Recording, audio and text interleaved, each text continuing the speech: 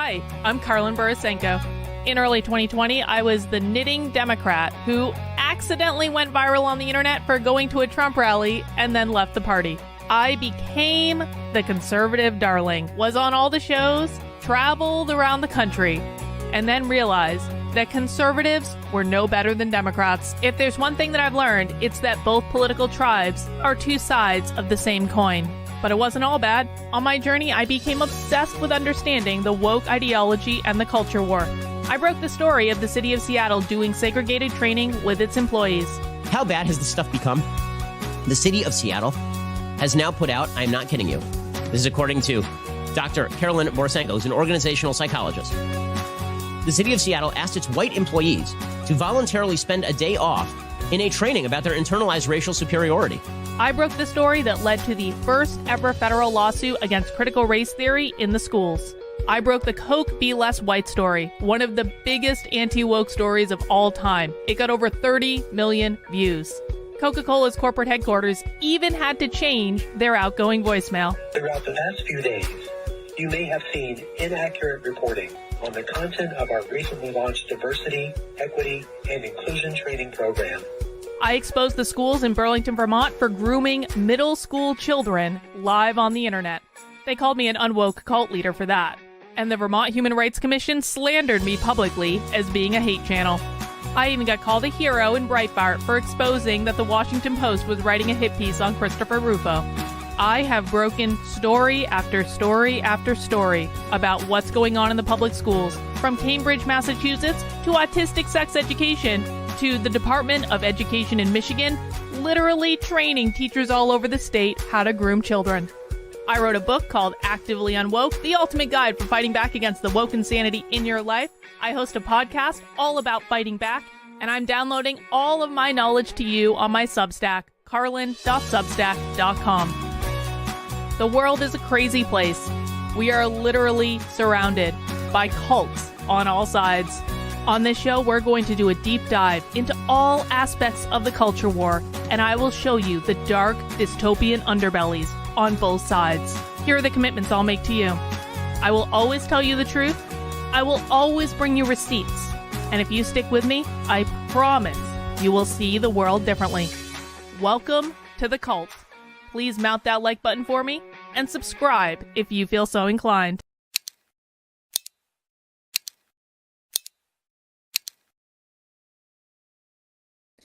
Well, hello, everyone. Happy Monday. I hope you all had a glorious weekend. Welcome to The Cult. The Cult is a show that I do on Monday, Tuesday, Wednesday. There we go. We're going to get our days of the week right today. Monday, Tuesday, Wednesday, Thursday, Friday at 5 p.m. Eastern Time. And then we go an hour later. We start on Saturdays at 6 p.m. Eastern Time, where we talk about all aspects of the culture war. And we dig into some pretty crazy niche stuff on the cult and do deep dives into things that no one else on the internet is talking about. We did a full weekend of socialism. If you missed the either Socialism Saturday or the Socialism live stream that we did yesterday, you missed out, man. It was a really eventful weekend of socialism, in which we watch full socialist content from start to finish, and we hear from the horse's mouth what they're talking about, what they're planning, all that good stuff. So we did that over the weekend, and now today we're going to be going to completely the opposite side of the aisle. And today, well, I'm not exactly thrilled about the subject matter that we're going to be talking about today, but I do feel the need to update people as to what's going on, because the Libertarian Party of New Hampshire has undergone an internal coup over a Twitter account. This is real. The entire state party is now built around a Twitter account. The only purpose of the state party existing is to tweet, and they quite literally removed the pretty much unanimously elected chair of the party, who was elected at the end of January, not like a couple of months ago. They have removed the chair of the party because the chair of the party wanted to actually, do stuff to recruit members and to run candidates things that a political party is supposed to do. And now the conservative alt-right morons running the Twitter have decided that nope, the Libertarian Party of New Hampshire is not going to build its membership, is not going to recruit candidates. We are going to tweet. And that's all we care about doing. And we're going to call anyone who disagrees with us fat and insane on the internet, because it is really professional for a political party to be calling the members of the political party that quite literally pay to fund them fat and insane and ugly on the internet. But this is our highest priority right now, says the LPNH, is to tweet and to call people we don't like fat and ugly. They have no other purpose. And so I don't really like talking about this subject matter, but I think that it's something that deserves to be covered. And I think that it's something that people deserve to know about. And to be quite frank, I think that people who are paying attention to libertarian politics have a right to know what's going on. And sadly, I am one of the very few people in the Libertarian Party of New Hampshire, because I am still in the Libertarian Party of New Hampshire. I am still, regardless of what people on Twitter might say, I am still a dues-paying member of both the Libertarian Party of New Hampshire and of the Libertarian National Party. And although I don't necessarily anticipate being a member of the Libertarian Party of New Hampshire after my dues expire next April, because I just re-upped before all this bullshit really got started, well, I don't necessarily plan to be a member after that at this point. I still think people have a right to know what's going on. And so we're going to talk about that today. We got a couple super chats that have come in. I just want to make sure I acknowledge and honor those.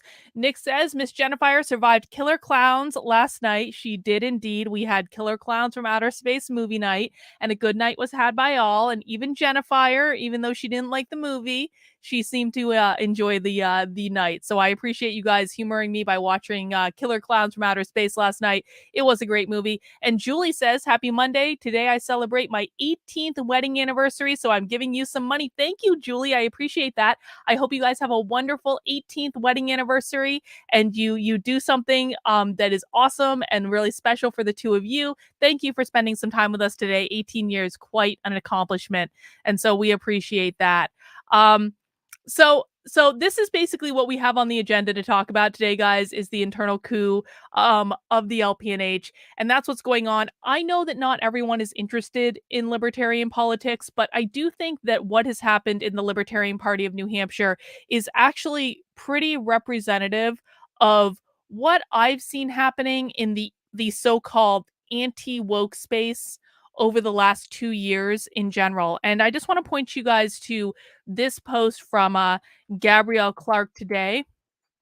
Gabs, of course, is the mom that filed the first ever lawsuit against critical race theory in the country. She is a dear friend. She is a member of the community. She is an amazing fighter.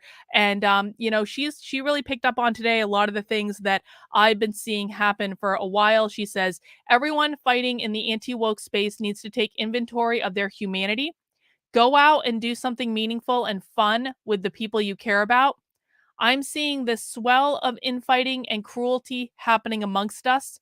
Reconnect with the world so that you can be clear about what you're fighting for. Reconnect with yourself so you can remember who you are. Check your ego so you can remember who the enemies are. We aren't always going to agree, but civility and discourse needs to be maintained. Have a lovely day. And then she posted this lovely picture of her at the beach. I assume that's going to be near her house. And so I think Gabs is absolutely correct there. And the reason that I say this is I've long said that I think Twitter drives people insane. I really do. I actually wrote this article. I should have had this pulled up when we started the stream, but I can get it pulled up now. I wrote this article. I have a Substack called the Red Pill Diaries, which is redpilldiaries.substack.com, that I post kind of my general pontifications about like my red pill journey. And I wrote this article. It's not letting me. Hang on. I wrote this article. There it is. A while ago, called "Twitter Literally Drives People Insane," which is oh, Kino took that picture. I thought you might have, Kino. This is basically an article about how I think that Twitter puts people into these ridiculous psychotic echo chambers where they only listen to people who are spouting the most extremist position, and they start to believe, this whole thing about like, the like Twitter is the cave. What happens on Twitter is people start to believe that the shadows that they see reflected onto the wall are real life. I have talked about this repeatedly. I have seen this happen over and over and over and over and over again, where previously normal people get sucked into Twitter and they get addicted to Twitter. And then they go from being normal people to raging, unhinged lunatics, and they stop knowing how to actually have conversations with people. They stop knowing how to communicate in the real world. And it just really goes downhill very, very quickly. I have seen this happen to probably at least 2 dozen people that I've known on the in this journey over the past couple of years, where they used to be normal. They really, really did. And then they get sucked into Twitter and they start spending all day, every day on Twitter, and they slowly become unhinged lunatics. And if you question them at all, if you go outside and you say, like, this isn't a good idea, are you sure this is what you want to do? They come at you as though they are coming at their mortal enemy, because when you are on Twitter all day, every day, you are quite literally in a war zone all day, every day. And that is exactly and precisely what happened to the people running the Twitter account for the LPNH. They used to be normal. Well, I mean, maybe not normal, but it used to be very different than it is now. And I'm really sad at what's happened. And it was so unnecessary. And it could have been stopped at any time. And a lot of people have been lying about what's been going on. And so I was going to kind of back away from the LPNH quietly after last year. And then they went after the chair of the party, and and he is a friend of mine, and I consider him to be a good friend of mine, and his wife is a friend of mine, and I consider her to be a good friend of mine, and they're good people, and they don't deserve what's happened to them. And I think that the whole thing is disgusting, and that's why I decided to speak up and tell the truth about what's happened. And I'm going to show you a lot of receipts today about what's happened. I'm not going to show you all the receipts because there is a judicial committee hearing coming up on this in the LPNH in, I think, a couple of weeks. And there will be more receipts available after the JC meeting. I don't think the outcome of the JC meeting really matters, to be honest. Essentially what has happened, and we'll go into this in the course of this article. Essentially what's happened is the chair of the party, who was almost unanimously elected a couple months ago, has been suspended from his position, and they want to. Oh, Jess, you are welcome, Jess. Jess is one of the people staging the internal coup in the LPNH. We are not going to block her. I don't want any of the mods blocking her, because I want Jess to be able to tell us what her truth is in the chat. Share your truth, Jess, and I will be happy to debunk every single thing that you say with receipts that I'm presenting now, or that I will be presenting after the JC meeting. And I already know what those receipts say, Jess. I've seen them. I know what happened. And so please make sure that you speak up in the chat with your truth. Present your truth to us and your lived experience. And that way we will be able to debunk every single thing that you guys say. Or you're welcome to sit back and seethe and cope, because I don't really care how you guys feel about this. You see, no, there will be no private conversations, Jess. Do you want to know why there's going to be no private conversations? Because I don't trust a single one of you. There is no reason for me to have a one-on-one conversation with any of you where you will lie to my face and try to gaslight me into thinking that something is true that I know is not true because I've actually seen the receipts, Jess. I know how you guys play this game. I'm tired of it. So no, there will be no private conversations. If you want to have a conversation, you are welcome to, again, express your lived experience in the chat, and I will be happy to debunk it. And that's the way this is going to go. And I don't really care. Oh, Kimmy. Oh, let's talk about Kimmy for a second. This is Eric's wife. I know you guys don't know who Eric is yet, but this is Kimmy in the chat right here. And Kimmy is the Kimmy, do you have a job? Remind me, Kimmy, do you have a job? I don't think you do. I think you're a housewife, right? Anyway, I have actually never had a conversation with Kimmy when Kimmy hasn't been, well, a little tipsy. So I think that's pretty reflective of how Kimmy's marriage to Eric is going. But let me introduce you to Kimmy, because Kimmy earlier today tweeted, Carl Boristenko, you cannot eat my husband. Her husband is currently the de facto leader of the Libertarian Party of New Hampshire. He is one of the unhinged alt-right lunatics who has a few racist tendencies here and there. And I'm not talking about fake woke racism. I'm talking about actual racism. Her husband really doesn't like when women speak up, which I think is why Kimmy is usually drunk every single time I've spoken to her. And so she posted that on Twitter.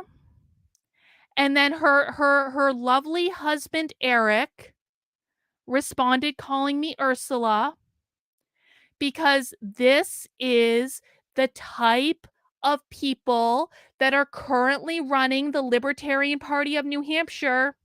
You know, guys, listen. According to people like Kimmy, who spends all her days drinking martinis, according to people like her, I have an announcement to make, guys. I'm really sorry to disappoint everyone, but I am just way too fat to continue to expose what the schools are doing. I am just way too fat to continue to be an activist. I am just way too fat to be on YouTube. Because according to Kimmy, who again is probably sipping a martini right now, according to Kimmy and Eric and the current leadership of the Libertarian Party of New Hampshire, if you are a woman, the only way that you can be an activist is if you are, you got to be a certain size. And I'm just not that size, guys. I don't have the right push-up bra. I need to go and quit being an activist so I can go and spend all my time at the gym, because I am just too fat to fight for liberty and to expose the schools and to teach parents what's going on in the schools. Did you guys know? I didn't know this. I didn't know this when I first got started being an activist, but there is a rule that says if you are not a size 2 or 4 or 6, that you are not allowed to be an activist, okay? And so I'm just going, according to Kimmy and Eric, who is the current de facto leader of the Libertarian Party of New Hampshire, I'm just going to have to quit being an activist. So Kimmy, I'm really glad that you were able to join us today. I'm really, really glad that you were able to join us for this stream. No one blocked Kimmy. Well, Jess, the reason you get away with it is you make the sandwiches. We all know that, Jess. And your sandwiches are good. They really are. They're delicious. Your food is great. But we all know that that's why. We know. So guys, I really want to make sure that no one blocks the ladies that are coming to defend the men who cannot defend themselves in the LPNH. Let's look at some of the other reactions. I wasn't going to do this until later in the stream. I wasn't going to bring up the things that have been posted about me by the leadership of the LPNH since I exposed their asses for staging an internal coup. I wasn't going to do this, but let's do it. So, here they are making fun of the chair that they wrongfully removed because he took away the keys to their Twitter account. What they do is they have all of these sock accounts that they attack members that don't go along with whatever they want. And this is the chair who they're now calling Connie. His name is Conrad. And, everyone loved Conrad up until the point that Conrad took away the keys to the Twitter account. So that's real nice of them. Here they are. Look, guys, one of the fake LPNH sock accounts was attacking my weight within like the last 24 hours. When was this? This was yesterday. So it's not just Eric's wife, Kimmy, who's making weight jokes. They also have other Twitter accounts because this is the professionalism that you can expect from the Libertarian Party of New Hampshire. If you question their leadership at all, they will call you fat on the internet because that's just what they do. Doesn't that make everyone in the chat want to join the Libertarian Party of New Hampshire? Let me just put a poll in the chat. Let me just see. Would you join the LPNH today? And we'll put this poll in the chat right now. If you had the opportunity, guys, to join a political party that was going to call you fat on the internet, if you disagreed with the leadership of the political party, is that something that everyone would like to be a part of? Is this going to recruit members? Is this going to advance liberty? Because remember, the rule of the leadership of the LPNH currently is that you can't be more than a certain weight to be an activist. That's just the rule, guys. I didn't make the rules. I thought that anyone could be an activist. How silly of me. But it's not just that. It's not just that. How about the official Blue Check Party account tweeting that they are gatekeeping cluster B personality disorders? I didn't know that. I was just unaware that people, now there's nothing wrong with doing manual labor for a job, and I really do mean that. There's nothing wrong with that. It's a good day's work. It's a hard day's work.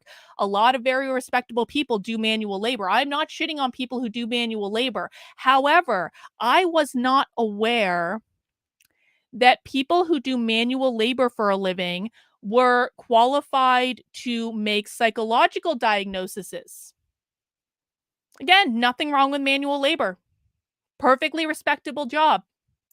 But when did doing manual labor like construction or laying wire in the middle of the woods or whatever Reed does for a living, when did that actually qualify you to make psychological diagnoses?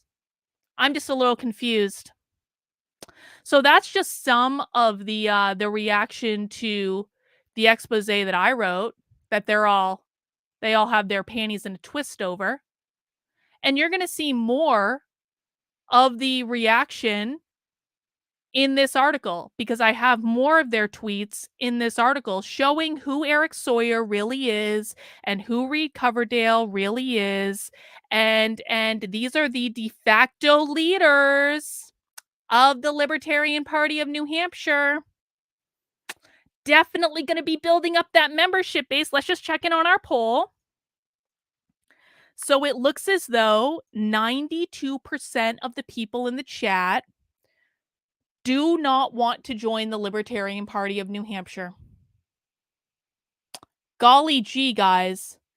Guys, fun fact, and we're going to get into this article and we're going to read it no matter how the the women of the LPNH feel about it in the chat. They're welcome to continue to cry and and call me fat all they like.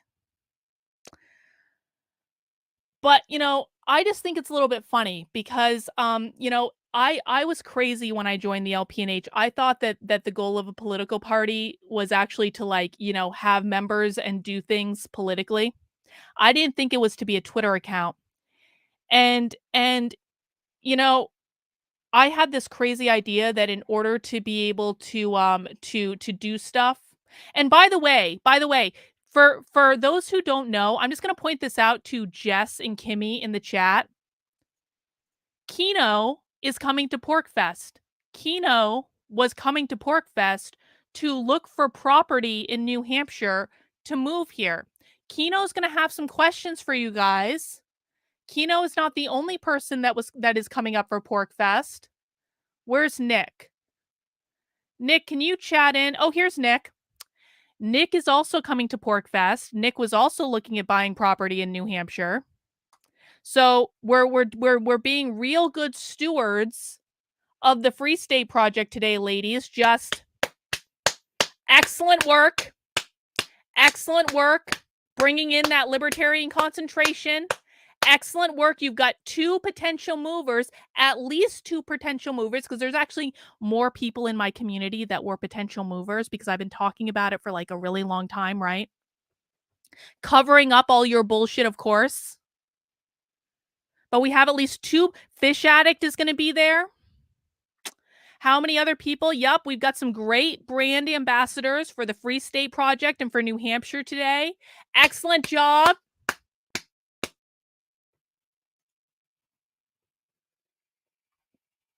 Yep, that's all we have to do when someone says something that we don't like, we attack their weight on the internet.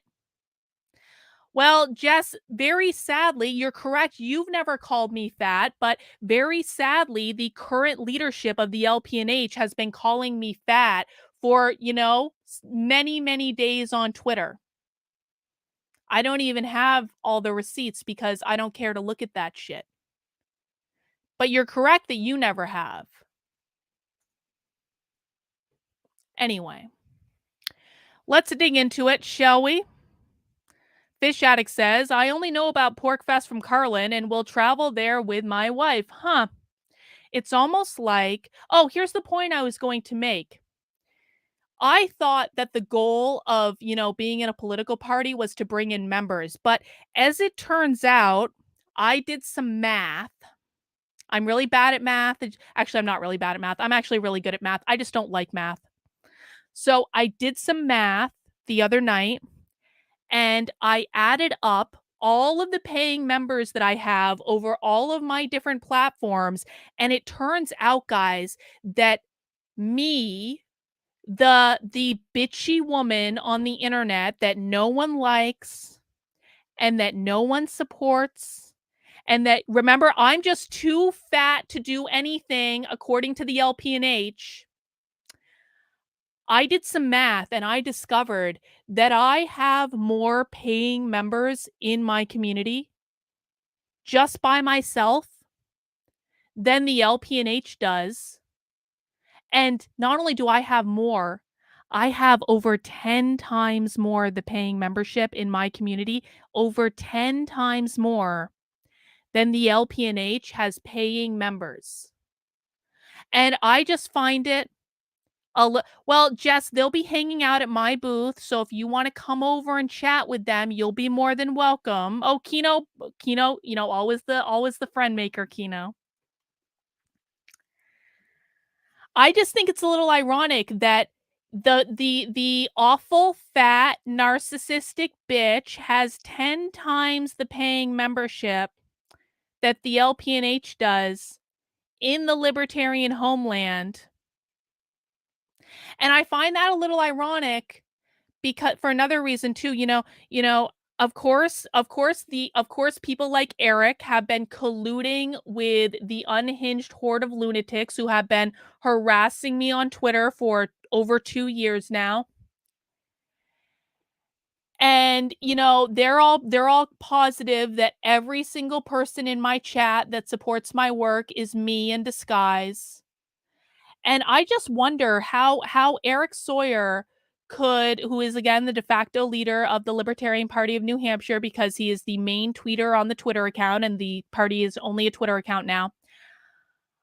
I just wonder how the LPNH isn't able to attract more libertarians to the Libertarian Party of New Hampshire in the libertarian homeland. Because the reality is that there are significantly more libertarians in the state of New Hampshire than are in the libertarian homeland.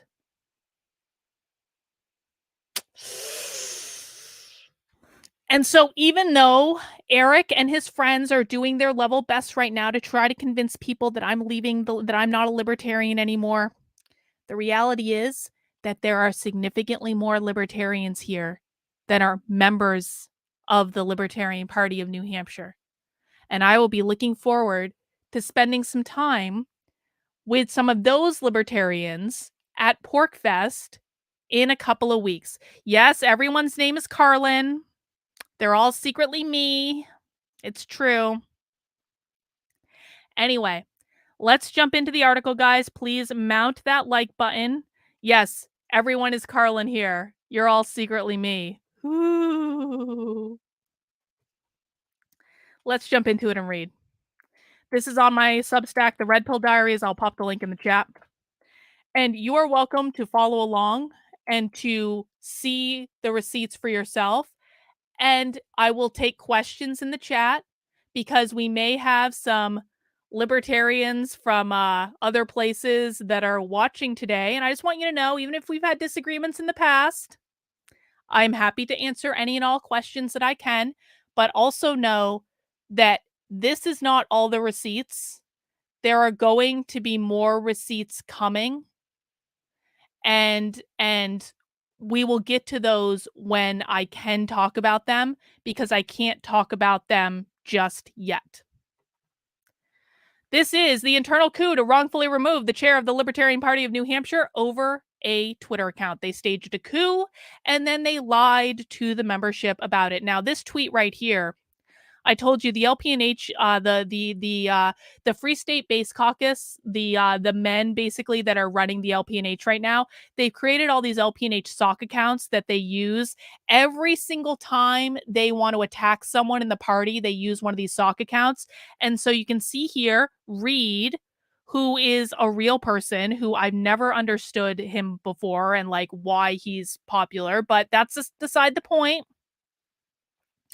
Retweeted "Our chair is gay," a thread, and then after they got Conrad, I share private stuff when I have permission from my sources to do so, Jess. When I have permission from my sources to do so. Sorry. You know, they act all hot and bothered when you share the see, here's the thing about the LPNH guys is they are not at all bothered by their behavior. They are only bothered when you tell people about their behavior, because they really think that they can treat people however they want. They think that they can backstab people and say nice things to their faces while they stab them in the back. And that's all perfectly acceptable and fine, and people should just shut the fuck up and take it. But the minute that you talk about it, that's really the problem. The backstabbing is not the problem. It's when people talk about it that's the problem. Is everyone on the same page with that? You can backstab whoever you want to backstab, but just don't talk about it. So when they suspended Conrad as the chair of the party because he took away the keys to their precious Twitter account, they tweeted out, "We cut this toxic loser, new management, new positive energy." Oh yeah, it's been real positive so far, I'll tell you that. I joined the Libertarian Party of New Hampshire as part of the Mises Caucus in 2020, and one of the first people I met And my very first meetup was Conrad Nelson. Conrad is one of the most upstanding, reliable, diplomatic, even-tempered people I've ever met. He and his wife Ashley have devoted countless hours to helping and supporting the LPNH and the MC over the past few years, culminating in Conrad being elected chair of the Libertarian Party of New Hampshire at the state convention in January 2023 by an almost unanimous vote. Just a few months later, they no longer consider themselves to be a part of either of those organizations. Do you guys have any idea how much time Ashley Nelson spent on ballot access last year? Ashley Nelson spent an absurd amount of time helping and supporting the ballot access effort that we did last year. But remember, Ashley is not the correct weight to be in the Libertarian Party of New Hampshire, and so none of that matters, guys, because Ashley is a little bit of she's beautiful, she really is. She's a beautiful, beautiful person, but she's not a size 2 or 4 or 6. And so that means that we can stab Ashley in the back, even though she put in all of those hours last year. We have to be strict about our weight standards, guys. It's just the way it goes, okay? I don't even know what Daryl's doing nowadays. Daryl is a whole other story. We're not going to be talking about Daryl today, all right? Daryl is not a part of this, thankfully. What has happened in New Hampshire is truly disgusting. The betrayal of someone many called a friend to his face while they plotted behind his back and overthrew the will of the party delegates from the state convention. And it was all over a shitposting Twitter account. I've previously documented the destruction of the Mises Caucus in New Hampshire, an entirely self-inflicted wound by the MC national organizer Jeff Douglas because they wanted control over the LPNH Twitter. I will not rehash it again. And guys, just so we're very clear, the destruction of the Mises Caucus in New Hampshire is a separate issue from what we're talking about now. They happened at the same time. The timelines overlap more or less, but they were separate from each other. So if you want to know why the MC, and there is no Mises Caucus in New Hampshire, just to be really, really clear, there is no Mises Caucus in New Hampshire. And if you want to know why that is, you can read about it on the Substack because I documented all of it. Well, Kimmy, I would venture a guess that the feeling is not mutual and that Ashley does have more than a few issues with her now. And I suspect that before long, Kimmy, we'll see a tweet just like this one where you're calling Ashley fat and saying she wants your husband. I suspect that's going to happen in due course, but we'll see. You could prove me wrong. I don't think you will, but you could. Instead, I want to tell you the story of how the people running the LPNH Twitter account got the executive committee of the LPNH to stage an internal coup against Conrad when he took away the keys to the Twitter account because he was tired of the communications committee disregarding his specific instructions to take principled libertarian positions. You read that correctly.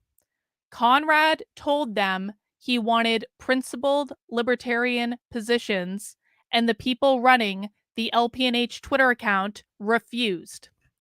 They were also openly supporting people attacking PorkFest, one of the premier liberty events in New Hampshire, encouraging people not to attend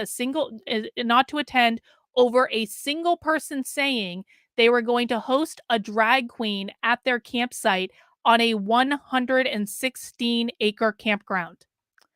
The last I checked, hating drag queens for existing was a right-wing conservative position, not a libertarian one. And certainly, siding with people attacking PorkFest from the official party Twitter account should be a big no-go. And they did this after many warnings from the chair that he would suspend the Twitter if they didn't follow his instructions to take principled libertarian stances. Oh, Kimmy. I would say, Kimmy, your husband is the one doing the shit talking. If your husband, Kimmy, Let's just be really clear. If your husband hadn't leaked information out of the private comms chat last year to people openly harassing me, if your husband hadn't called me fat on Twitter over and over and over again, if your husband hadn't subtweeted from the LPNH account that I am a cluster B narcissist, this stream might not even be happening right now, Kimmy. Except that I'm a little bit tired of your husband's misogynistic bullshit. And I'm not talking fake misogyny here, Kimmy. And I think you know that because you spend all day drinking martinis and running around after Eric, don't you? Yes, Jess. How this works is this is my channel and this is my Substack and this is my perspective. And I wasn't aware that the LPNH took a collectivist mentality that required everyone in the LPNH to have the same opinion. Maybe I was mistaken. Oh, okay. Hopefully you'll show proof of it. Oh, I have proof, honey. I have proof of all of it. Now, I can write more articles blasting your husband into high heaven if you want that. If you want to dare me to do that, Kimmy, we'll see how that goes for you, honey. Well, let's go back to this. This is a 100% one-sided account of the situation. Well, Jess, see, the thing of it is, it's not. Because I have receipts, Jess. I have receipts. And one of the reasons Jess is upset right now is I have receipts from a conversation with her husband. Those look like receipts. I have a lot of receipts, Jess. So, receipts are what they are.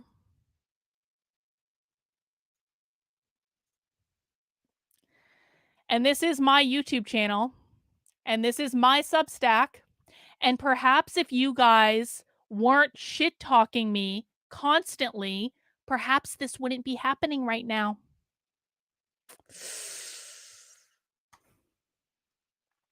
You guys were the ones that decided to remove the chair of the party. Had you not removed the chair of the party over a Twitter account... Oh, no, he didn't, Jess. No, he didn't. There was no help. There was talk, but there was no help. We'll get to that. Don't worry. Settle down. We're going to be here for a minute. We'll get to that part.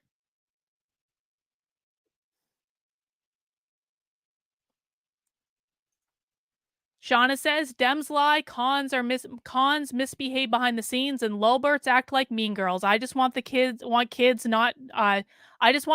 to be safe, I think is what you meant, Shauna.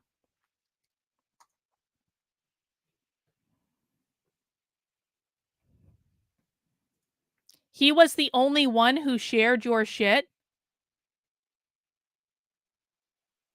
Wait.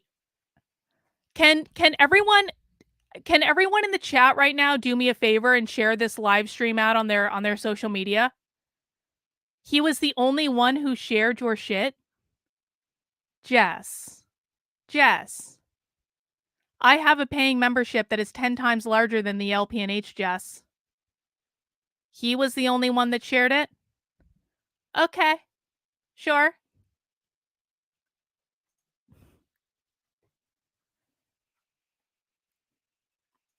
No, he wasn't the only one that shared it. In fact, other libertarian parties actually shared more of my stuff than the Libertarian Party of New Hampshire did. Anyway, Kimmy and Jess can continue to cry in the chat. We're going to read this article. Let me go back.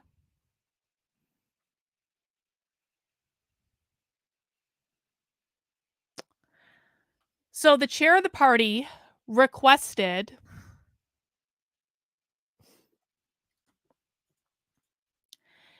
You know what I don't understand? All of the naysayers saying Carlin's stance is made up, yet no evidence has been published from the opposing side. Not hyperbole, not clever quips, actual evidence. Isn't that always the case? That people always come in and they say, Carlin isn't telling the truth. And yet Carlin is the only one presenting evidence and receipts. Their evidence is, trust us, bro.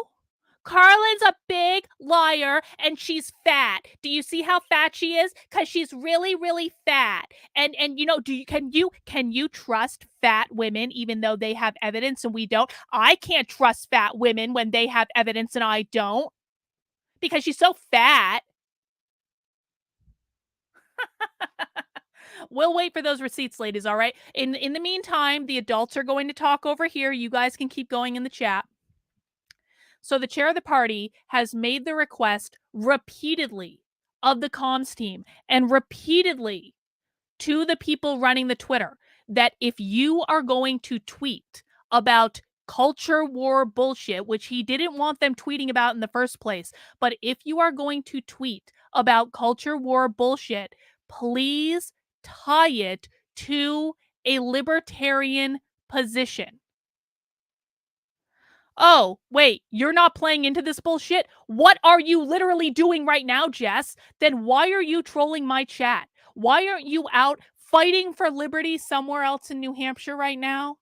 You're spending time in my chat and you just don't want to, you don't, I don't think you really, fucking put them out, Jess.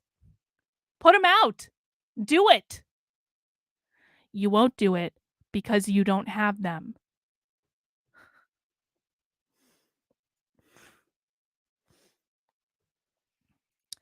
The chair's requests were not unreasonable, and he had the power to make such requests per the party bylaws.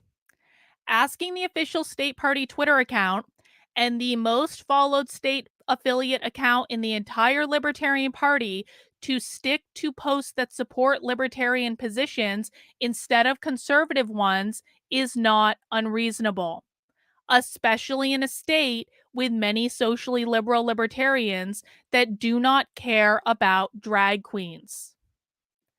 Yet the people running the LPNH Twitter repeatedly refused to follow it because they were entitled to indiscriminately shitpost whatever they like.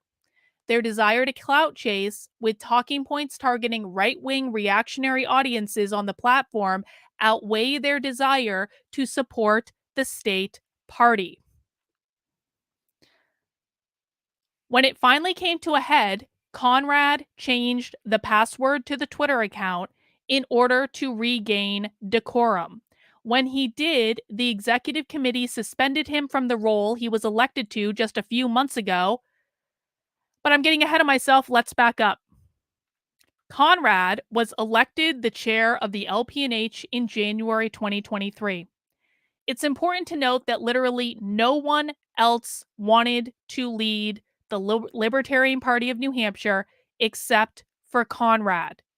Even though he ran for the position unopposed and was basically guaranteed to win, he still developed a plan for his tenure. He wanted to build membership in the party and run local candidates. And I want to play for you guys, and it's about 7 minutes long, I think. I want to play for you guys the speech that Conrad gave at the state convention, because people like Jess in the chat, and Jess has specifically argued this, which is why I'm calling her out. People like Jess in the chat and all of the other members of the LPNH who are staging this internal coup, one of their key arguments is that Conrad is an authoritarian. Conrad is a tyrant. Conrad is just trying to boss everyone else around, and he's doing it from his own ego, and he's a horrible person, and Conrad is a tyrant, and Conrad therefore had to be removed from the position. So what I want to do is I want to play for you Conrad's speech from the convention in January, and I want you to judge for yourself.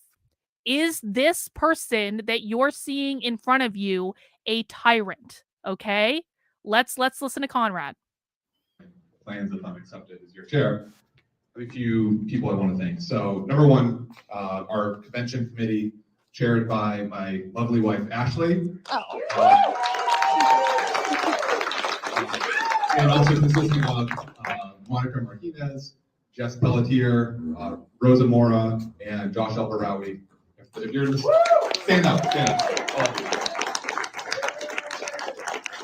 Well, thank you all for putting on a wonderful convention. I know a lot of you were on the convention committee last year. It's been something I always look forward to the past couple of years at least. I also want to thank Nolan Pelletier for the last 2 years of his life being disrupted. A lot of challenges. A lot of changes in the state party. Nolan's been our rock, and I think we owe him a huge round of applause for all the work he's done.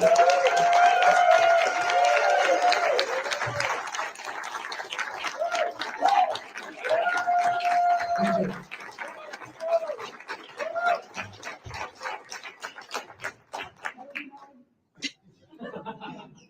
2023 is obviously not a huge year for state or federal elections, right? We don't have any in the state.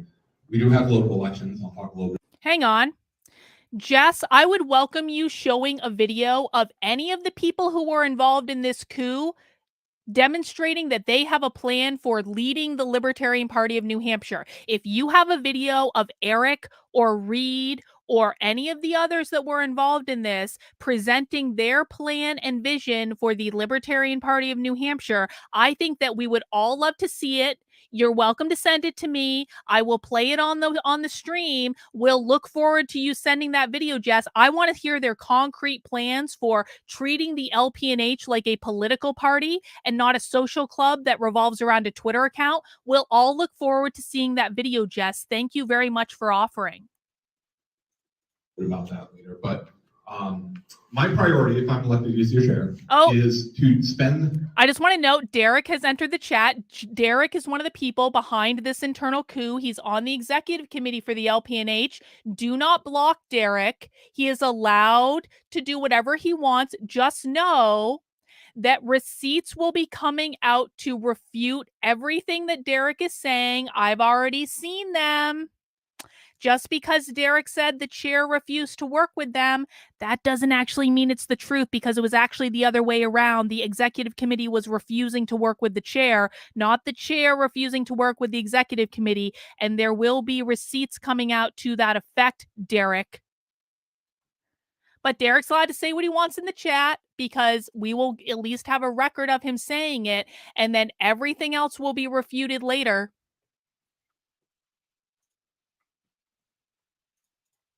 (2023) driving and growing our membership. As a party, we cannot be successful if we don't have a volunteer base of highly engaged members who bring whatever their individual talents are and skills. We'll get to that, Reagan. Don't you worry. We'll get to that. Of liberty and in support of our vision as a state party. In order to drive membership, I have a few proposals or a few paths I'd like to take. Number one, I also was negligent in recognizing our comms committee. They've done a lot of great work to really raise our profile nationally amongst state affiliates. We are one of the most well-known, well-recognized state affiliate social media accounts out there. We make a big splash. Sometimes, it doesn't land with everyone, but the communications team does a tremendous job. We have a lot of folks on the team who are subject matter experts when it comes to things like foreign policy, national political issues, that sort of thing. But one of the areas where we lack a little What happened before that, Derek, at the previous meeting? I guess you could say, is when it comes to local and state issues.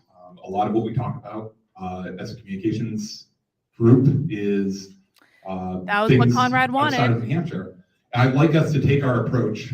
That was exactly what Conrad wanted. No holds barred, principled approach to expressing a libertarian position and being the thought leaders of the Libertarian Party. I'd like us to take that and turn it inward and focus on New Hampshire. Right? We have a lot of folks here in New Hampshire who are extremely interested in who are hardcore libertarians who are extremely interested in what's going on in their communities and maybe at the state level, but have resigned themselves to not paying attention to national politics or foreign policy just because they can't control that, right?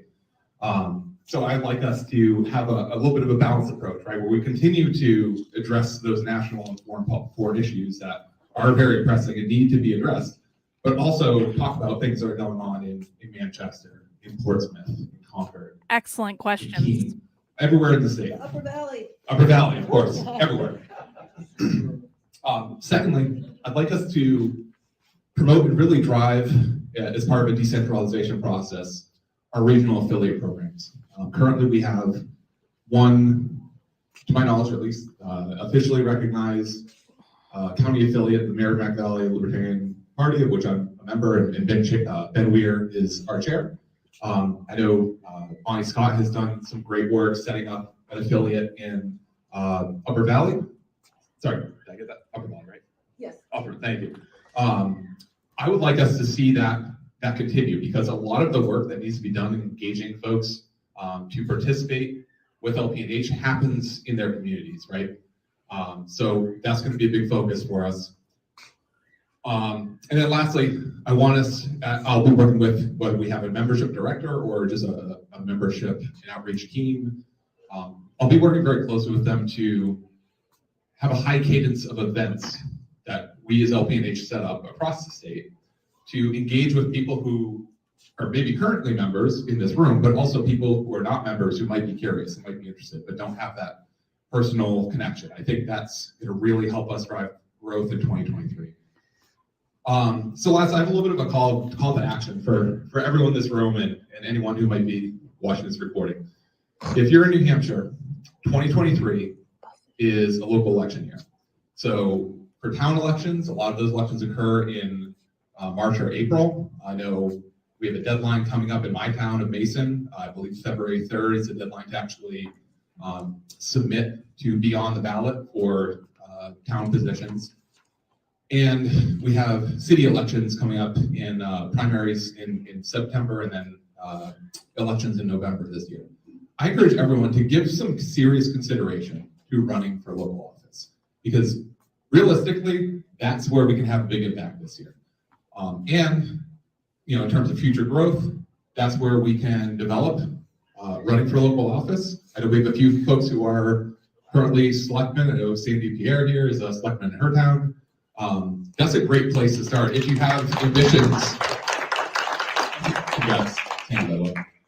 If you have the ambitions for higher office, local office is a great place to start, right? And in 2023, because we're not in a critical, election year for federal and state level elections, that's something that we can focus on as a group, right? We can support folks who stand up and say, hey, yeah, I'm interested in running my local town.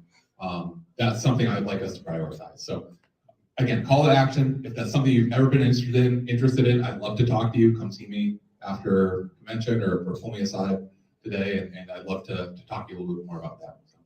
So anyways, I thank you for letting me ramble a little bit here, and I hope you'll see fit to elect me as your chair. And that was Conrad's speech from the convention. And I put a poll in the chat you guys can let me know if you think Conrad seems like a tyrant. Essentially, Conrad wanted to grow membership. He wanted to run candidates in local elections, and he wanted to have local events that people could come to, have meetups in relation to the party.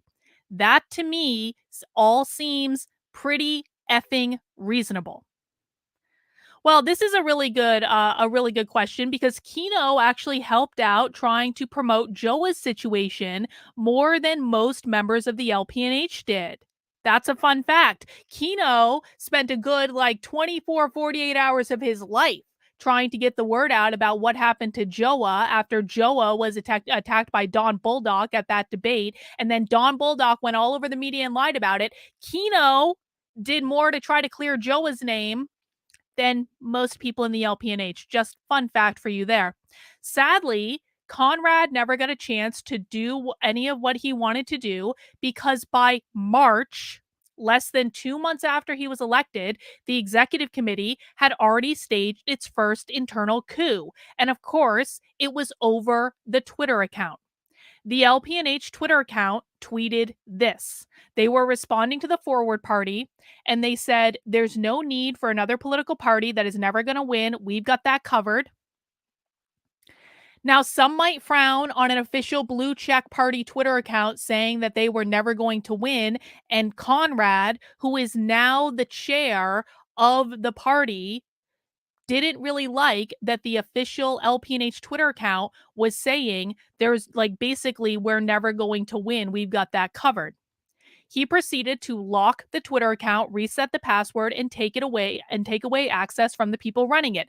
This set off an internal shitstorm that resulted in the entire executive committee revolting against Conrad, forcing him into a corner where he almost resigned over it.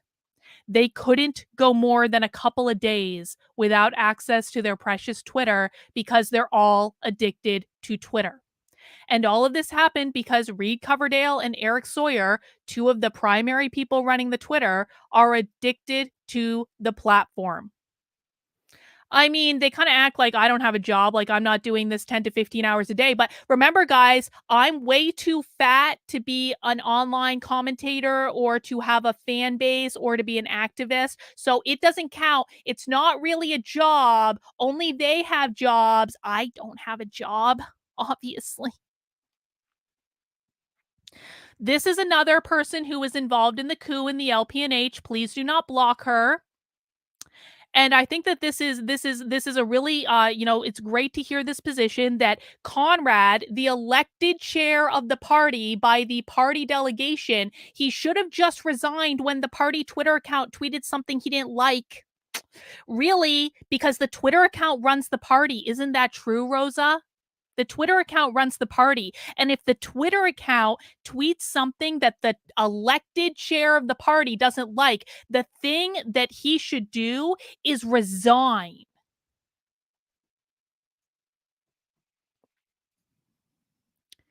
A lot of people think that Jeremy Kauffman is behind all of the LPNH Twitter drama, and he certainly is sometimes. That's absolutely true. But Jeremy is a principled libertarian, and even if you don't like what he has to say, everything he tweets is a principled position. The reality is that most of the problems with the LPNH Twitter don't come from Jeremy. They come from Reed and Eric. When Conrad took the keys away to the party Twitter account in March, both Eric and Reed resigned from the communications committee over it. They noted that the LPNH Twitter is the only successful thing in the LPNH and in the entire Libertarian Party. And this screenshot was public before I posted it on the internet. I want to be really clear about that. I was not the one who made this screenshot public. I got access to it after it had been made public by someone else. So to preempt any of the women in the chat going, Carlin's sharing private information in chats, I didn't share this. I got access to it after it was shared. So let's see what Eric and Reed had to say. This is after Conrad took the keys to the Twitter account away the first time. Reed said, "This is dumb. You should have at least been willing to do the call. Strange that you're not willing to take criticism face to face. You're taking any pushback as personal critiques of your character, and you're doubling down on being outraged over nothing. Congrats on destroying not only the only successful piece of the LPNH, but of the entire Libertarian Party, the LPNH comms." Reed Coverdale quite literally thinks that the LPNH Twitter account is the only successful thing in the entire Libertarian Party. And then Eric said, and then Reed resigned from the communications committee over it. And then Eric says, "Wow, I second what Reed said. It's been an honor and pleasure serving in this role the past 2 years. It's sad that it had to end in such a retarded way. We built the best LP comms team in the country by far. Thank you to everyone who's been here for any amount of time. It's been real." And then he resigned too. Now, Conrad was completely within his rights to do what he did. This is from the party bylaws. The chair shall be the chief executive of the state party, holding the powers of administration pertaining to the ordinary business affairs of the state party and such other powers as may be delegated by the state convention. The chair shall serve as the presiding officer for the meetings, etc., etc. Do people think that the content coming out of the official Blue Check Party Twitter account qualifies as ordinary business affairs of the state party? Because I would argue it does. And that's why an internal coup was necessary, to get control away from him, because they are all obsessed with Twitter and they couldn't go more than a few days without having access to it, and instead decided to overthrow the newly elected chair of the party to get the Twitter account back. It got to the point where Conrad called for a new convention to potentially elect a new chair. This was posted to the LPNH Facebook group, which is now censoring me from posting information that they don't like, by the way, back in March 16th. Dear fellow members, at my urging, the executive committee of the LPNH has approved a motion to hold a business convention for the purpose of holding a vote for the position of chair of the Libertarian Party of New Hampshire. This is less than 2 months after Conrad was almost unanimously elected. Additionally, the executive committee has approved a motion establishing the time and place for convention. This email serves as notice for the convention. It is my belief that being the only candidate running for chair at this year's convention was a disservice to the membership of the party. While I believe that many voted for me because they believed in the vision I laid out during my run and at convention, I also believe that more voted for me because there was no other option besides NOTA, and they did not feel their preference for the direction of the party is being fulfilled. And so they wanted to rectify this by having a new vote for chair. Well, I haven't. See, here's where we get all the people coming in, and this is probably Kimmy's friend. I hate to disappoint you assholes, but I'm still a member of the LPNH and I'm still a member of the Libertarian Party. And I'm not going anywhere. And as we've already established, there are significantly more libertarians in the state of New Hampshire who are not members of the Libertarian Party of New Hampshire than there are who are members, because most libertarians in the state of New Hampshire, the libertarian homeland, think that the Libertarian Party of New Hampshire is a giant waste of time due to bullshit like this. So, nice try at gaslighting, bro. I had previously removed myself from all of the Signal groups because I had been really burned by things that Eric Sawyer had done during 2020. We'll get to more of that in a second. In regards to the Twitter account, and I decided to focus all of my energy on things I wanted to do to encourage the separation of government and education instead of continuing to waste my time with the LPNH, because I had not yet gotten the memo from the overlords of the LPNH that I was just too fat to do any activism. I hadn't yet received that memo, guys, so I made a mistake and thought that I was still allowed to be an activist because I didn't realize I was just too fat. My mistake. The only reason I even stayed in the party was because I had previously spoken to Conrad about his desire to use the Twitter account more strategically as chair. Jean, thank you for spending some time with us, Jean. Jean says, I'm playing this at work and a coworker is listening along. He has no idea what this is all about, but he said this about you. Carlin, they don't know who they're messing with. Well, they damn well should have fucking known. But remember, guys, they think that every single person supporting me is just me in disguise.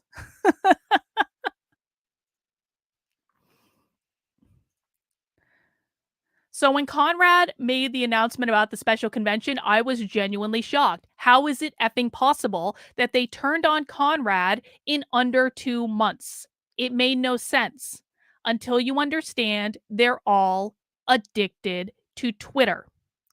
I began asking around and I was immediately attacked by Eric in one of the Signal groups for doing so.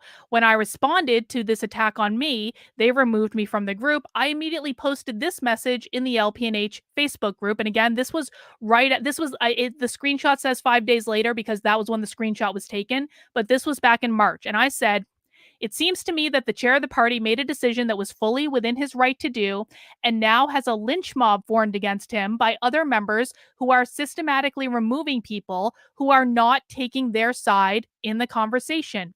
I do not believe that Eric Sawyer should be involved in the comms team in any way. I've thought that since July of last year and kept my opinion to myself to not rock the boat.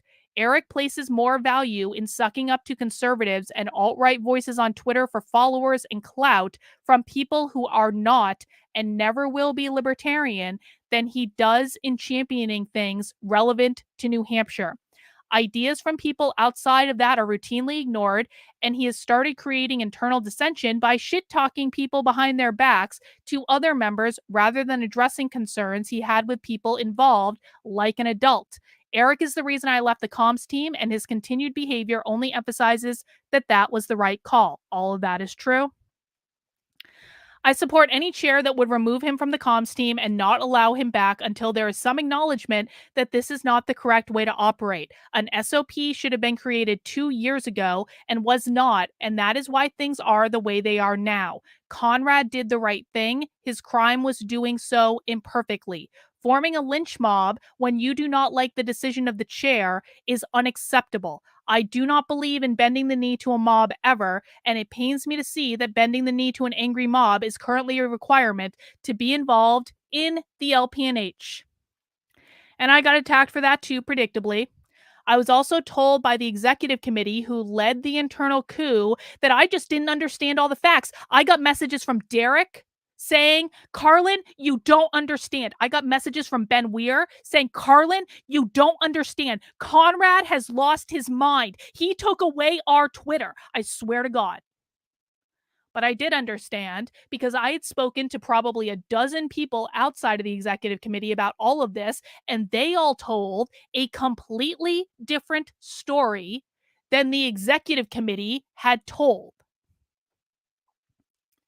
Eventually, a compromise was reached, a compromise that would mean Conrad would voluntarily give up his control over the communications committee, and the executive committee who staged the internal coup against him would control everything.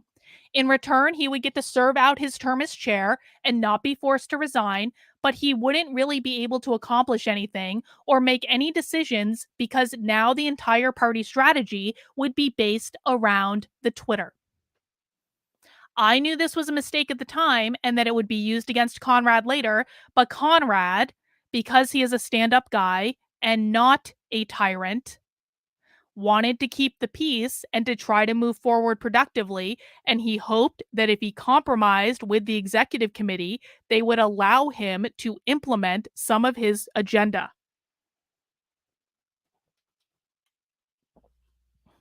Now, this is a really important point.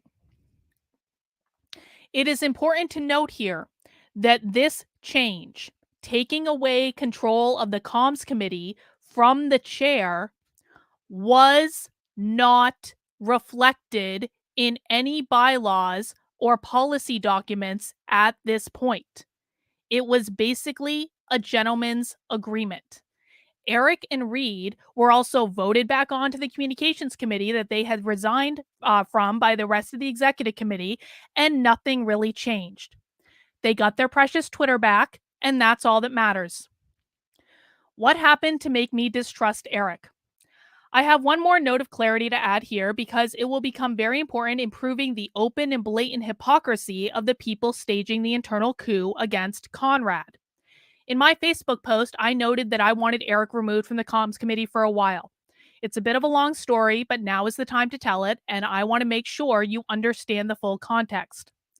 I started to mistrust Eric Sawyer when I was the official LPNH endorsed candidate for governor. Now, this was never a real campaign. I only agreed to do it as just a name on a piece of paper and didn't if I didn't need to do anything. And that's the truth. And people know this because I made videos about it at the time. And if people want to see those videos, they can go back on the channel and find them. I literally said, I will do this governor's thing if I don't have to do anything because it wasn't a real thing. I never even fundraised. It was literally just to have a candidate in the role, and everyone else was focusing their energy on Jeremy Kauffman's Senate campaign. As such, I didn't really think this would be that big of a deal, and I thought it would give me a chance to talk about the issue that I care most about, which are the schools, and maybe tweet some spicy things here and there. It turned out to be one of the worst mistakes of my life. It unleashed a group of mentally unwell lunatics who are obsessed with me into the replies of the LPNH Twitter almost every single day, spreading lies about me, doxing my friends, and doing everything they could to harass me into silencing myself. None of the people perpetrating the smear campaign lived in New Hampshire, and none of them were libertarians. In fact, they openly stated that they hated libertarians. And of course, Eric could not be held responsible for the actions of those people, but he was responsible for allowing them to do it in the replies of the official party Twitter account. I begged the people running the Twitter account to block them. They never did. They allowed me to get beat up every day with these people spreading the worst lies about me using the official party account to elevate them. It got so bad that I became clinically depressed and was suicidal for about a month. Don't worry, it's much better now. A lot has changed since then, but it did get very bad. And you guys can go back on my channel and look. There was a video of me, probably around July, I think, of last year, completely breaking down. And what you didn't know was when I did that video and then I basically stopped posting anything for a while, I was laying in bed and couldn't get out of it because the harassment got really, really, really bad. And again, they couldn't control what other people were doing, but they could absolutely fucking control that it was going on in the replies of the Libertarian Party Twitter account and not blocking them when I begged them to block them. That might seem silly, but they were attacking every part of my life, the people I loved, and were trying to destroy all of my work, and they were doing it every single day for months. It was a living, breathing hell. No party candidate should ever have to endure what I did without the support of the people in their own party. But there was one more thing that Eric was responsible for. Not only did he refuse to block the people attacking me, but someone from the communications committee, and I absolutely believe it was Eric Sawyer because I don't know who else it could be, leaked private information from the internal comms chat about me to the people who were harassing me that they later used against me publicly. And I know it got leaked because I saw it show up on Twitter. And the only way they could have known that information was it was taken out of the comms chat that was supposed to be private and confidential and leaked to them by someone who was in the chat. And just for the record, today, currently, as we speak, Eric and Reed openly interact with the people who are harassing me. They're not even trying to hide it anymore. And this is all the proof that I needed that they were facilitating my harassment. To this day, I don't know what I did to deserve this. If you have any questions about if being an outspoken woman will get you harassed to within an inch of your sanity in the Libertarian Party of New Hampshire, question it no more. I would never recommend any woman join this party unless you want to relegate yourself to the role of a silent housewife drinking martinis and making sandwiches for all the men. But that's not all that happened. Not only did they support the people harassing me, not only did they leak private information to the people harassing me, but Eric also refused to post anything I gave them regarding my platform. Even though I was a paper candidate, I thought we could still use the opportunity to speak to issues, and I provided them with more than enough material to do so. And this is where we get back to what happened to Conrad, because this is all linked together. I made a whole bunch of clips of my main stage appearance at PorkFest that year, which is last year, 2022. They're still on this channel, by the way. You can go watch the clips yourself. And I was talking about separating government and education. That is a decidedly libertarian position. Separating government. See, Jess thinks that it's really hilarious that I was harassed to the point of being suicidal on Twitter. Really hilarious. something that we should all laugh about and have a chuckle. I'm sure it was delightful for you, Jess. I made a whole bunch of clips of my main stage appearance at PorcFest that year talking about separating government and education. And I asked them to post them to the Twitter account. I literally wrote the tweets for them. All they had to do was copy and paste. I'm sure you'll be drinking many of them, Kimmy, as you celebrate harassing Ash and Conrad at the same time. I'm sure you'll be drinking many, many, many, many, many of them. This was principled libertarian messaging about a topic that I'm one of the few people in the country really pushing for. And it was on the main stage at one of the most prominent events in New Hampshire, and they refused to post it. Allow me to be crystal clear. Eric Sawyer, who is now the de facto leader of the LPNH, refused to post principled libertarian messaging from the endorsed party candidate for governor because he considered her to be a woman that just had a bit too much to say. Here is an excerpt of a chat I had with Nolan, who was the chair of the party at the time that this was all happening. And I said to Nolan, we seem to be at a standoff here. I did some math today and I found out that I received more support from the Libertarian Party of Connecticut and the Libertarian Party of Tennessee than I have from the LPNH. And Eric is pretending that me asking him to take 15 seconds of time to post a clip from my debate at PorcFest that is entirely about my platform is just a bridge too far, and that I'm asking for way too much effort. And this is after I spent over 2 hours promoting Jeremy's stuff that night when no one asked me to. I'm not going to beg for support. I'm not going to fight for it. I shouldn't have to. I've barely asked for anything. Nolan says, we can remedy this. You don't need to beg or fight. And then I said, Eric is literally telling Sean right now he won't do it. That text, that screenshot is from Eric saying, I offered to work on Jeremy's campaign, which meant putting an extra effort on top of LPNH stuff. It's a lot with family and work stuff. She could ask someone else to help her with social media campaign, could send me things to share without me having to come up with more stuff. I was literally writing tweets for Eric, saying copy and paste, copy and paste. Here's the video, here's the file, copy and paste. He would not fucking post anything.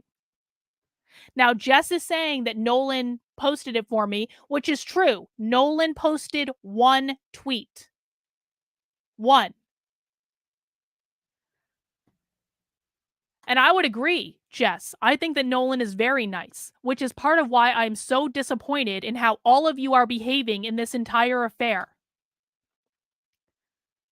I've sent him things directly multiple times, and he always refuses to post, and he's still pretending I haven't. Now, this is actually the most important part of this conversation, this last part right here, because this is what relates back to Conrad.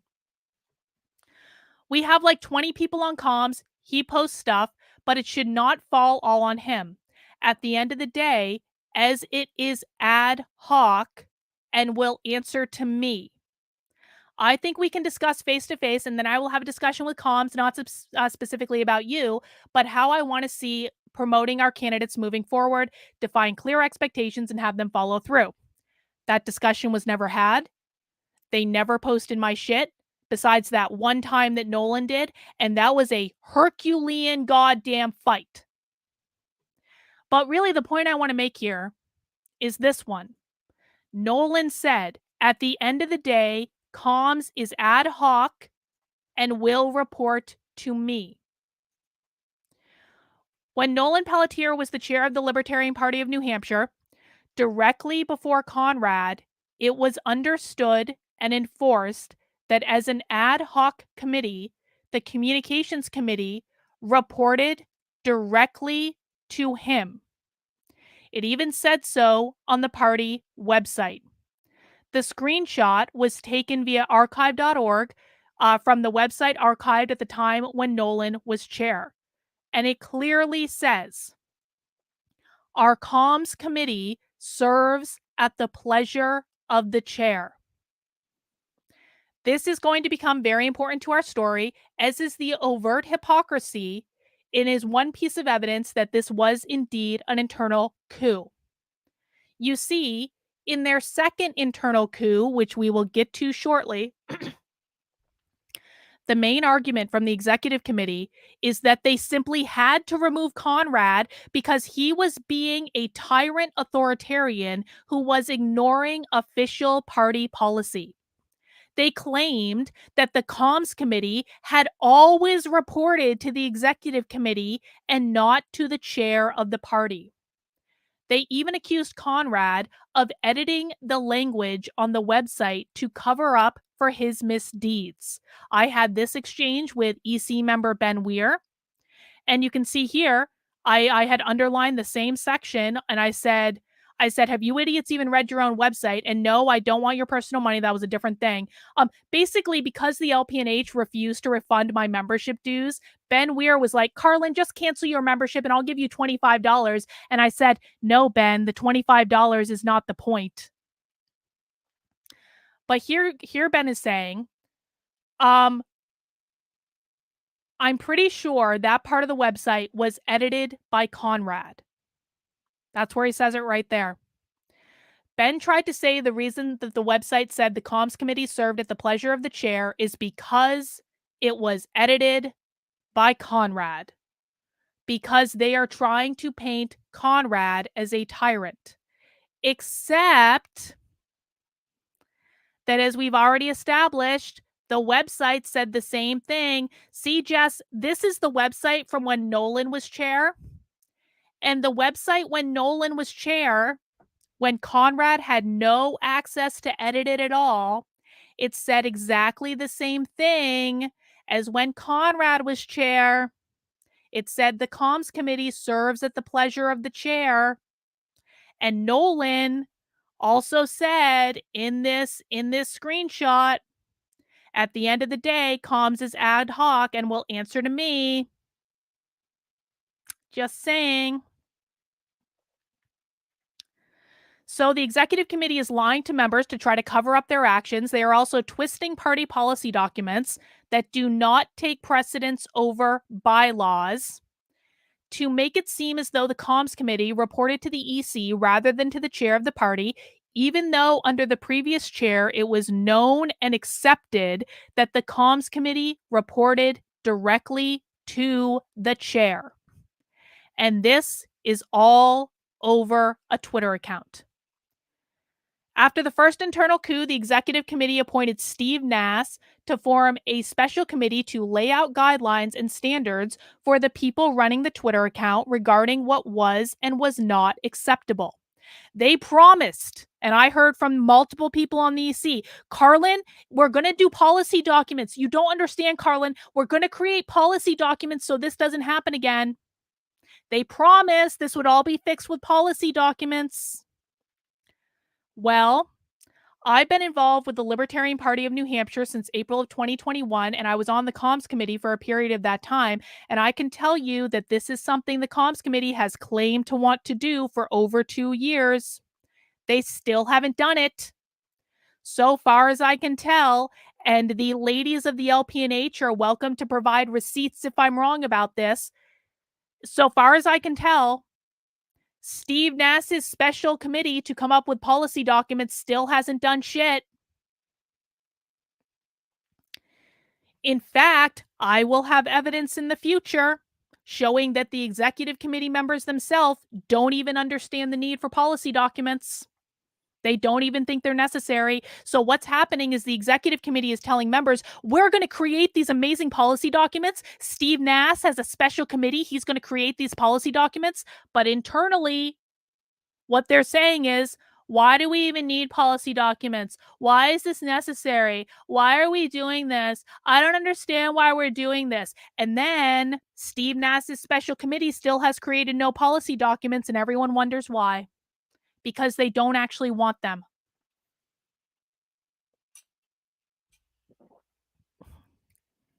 But the other reason the policy was never developed is because the comms committee, and specifically Eric and Reed, does not want there to be policy documents dictating the standards for the Twitter account, because that would prevent them from shitposting to their heart's content. They have sabotaged every single effort to create a policy or slowed it down to a crawl until it was just forgotten about. Eric Sawyer has been the chair of the comms committee for over 2 years now. If Eric wanted to draft a policy, he already would have done it. There is no policy because Eric doesn't want there to be a policy. And still, Conrad tried to get things back on track and focused on his priorities, including making sure there was an LPNH site for PorkFest to recruit new members.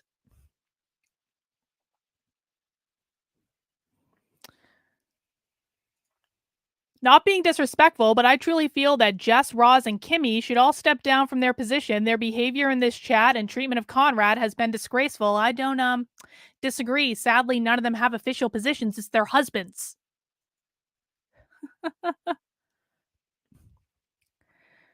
So one might think that a site at PorkFest would be a no-brainer for the LPNH, right? But no one except Conrad saw that as an actual priority. The rest of the executive committee and the comms committee were instead creating a free state base caucus site that was actively excluding the participation of people that they deemed undesirable.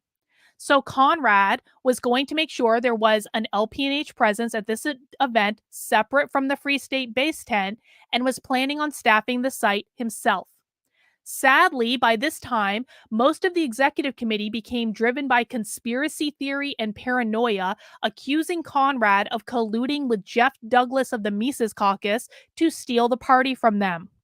He wasn't colluding with Jeff Douglas. I know that for damn sure.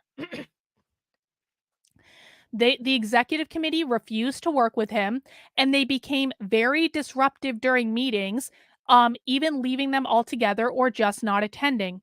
And they would later use their disruption. So here's what happened. Here's what happened.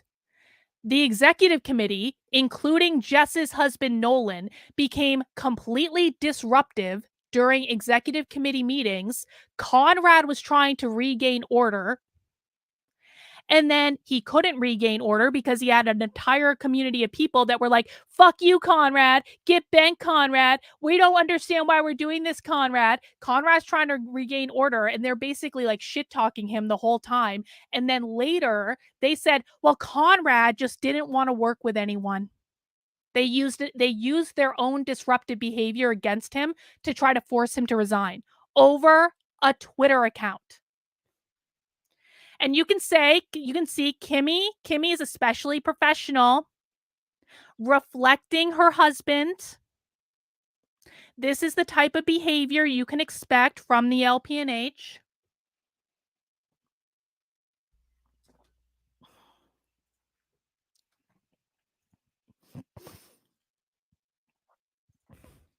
Evidence will come out to prove that, but it's got to go to the JC first. In the meantime, the shitposting continued. Of course, we exist in a time when conservative moral panic about drag queens is in full swing, and there are a lot of conservatives pretending to be libertarians who can't fathom the idea of just ignoring the men in dresses that they don't like and moving on with their day. And that includes Eric Sawyer and Reed Coverdale. Conrad specifically told them, the guys running the Twitter account, that he did not want them tweeting about drag queens and general culture war issues unless they were associating it with a specific libertarian policy position. I think that sounds like a reasonable request. Well, the guys running the Twitter kept ignoring it. Conrad kept asking them repeatedly to associate any culture war tweets with a libertarian policy if they were going to tweet about them. He also warned them repeatedly that he was going to take the keys away if they didn't do it. Remember, we've already covered that the party bylaws give Conrad the ability to do this. And we've also already covered that the previous chair of the party interpreted the bylaws as meaning the comms committee reported to him.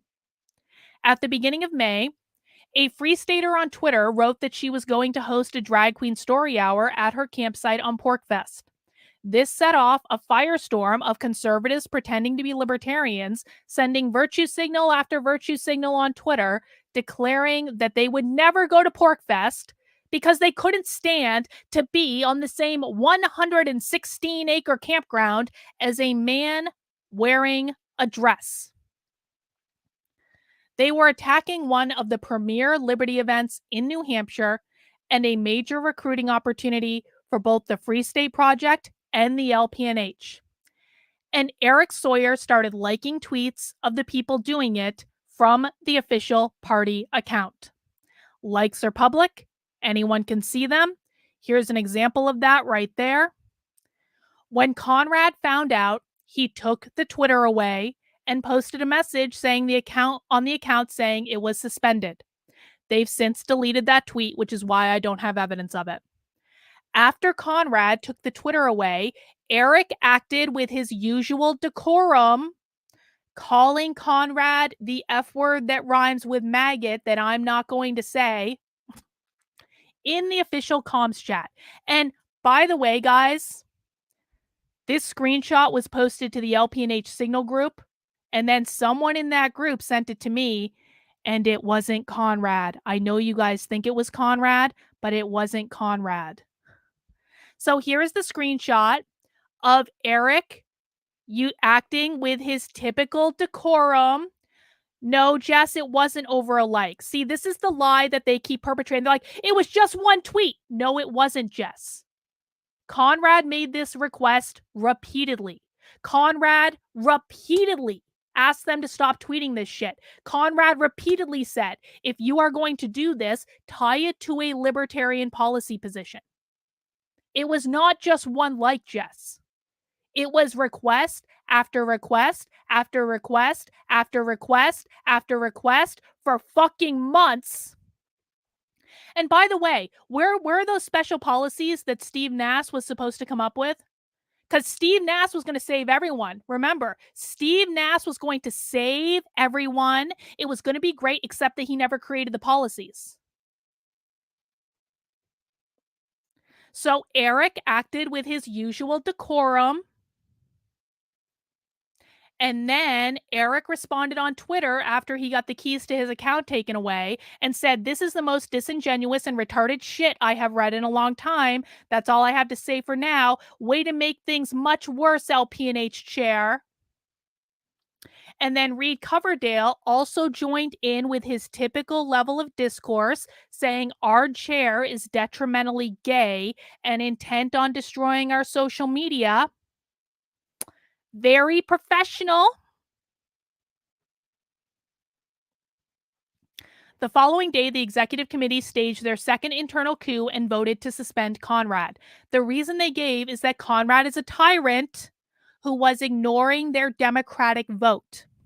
Perhaps they should take advice from their own Twitter account regarding democracy.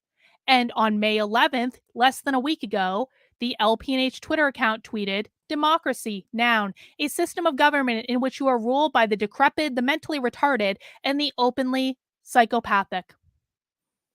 So perhaps they should take their own advice regarding democracy and perhaps follow the party bylaws at the same time.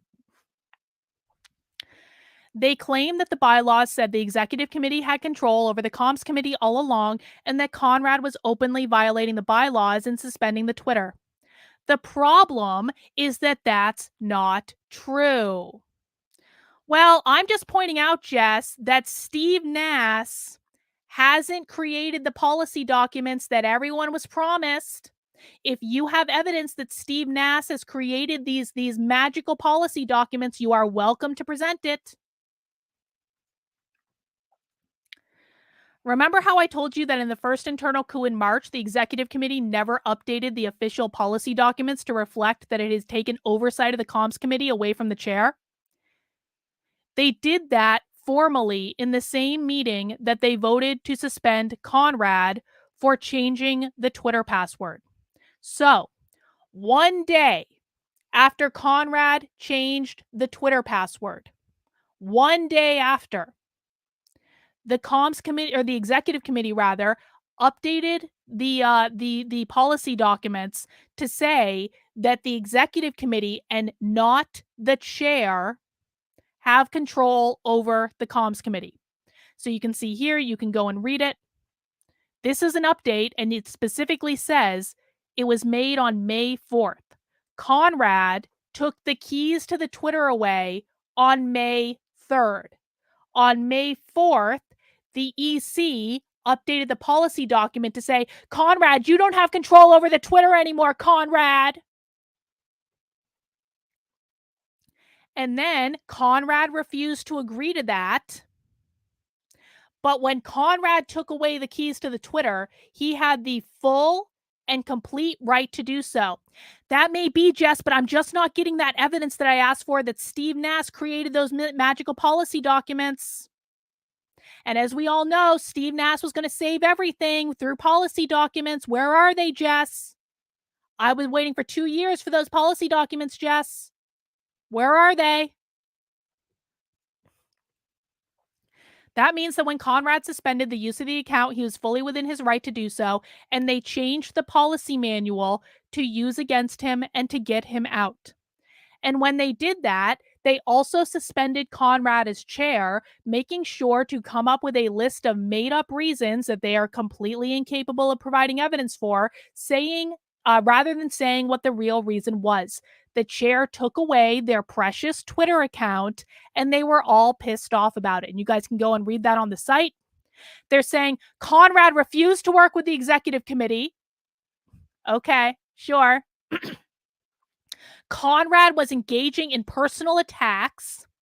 I mean, I don't know. Maybe they mean personal attacks like this, that Eric Sawyer and Kimmy are engaging in against party members. Maybe they mean subtweeting from the main LPNH account. Maybe that's a personal attack. Maybe like this. Does this count as a personal attack, calling party members fat over and over and over again?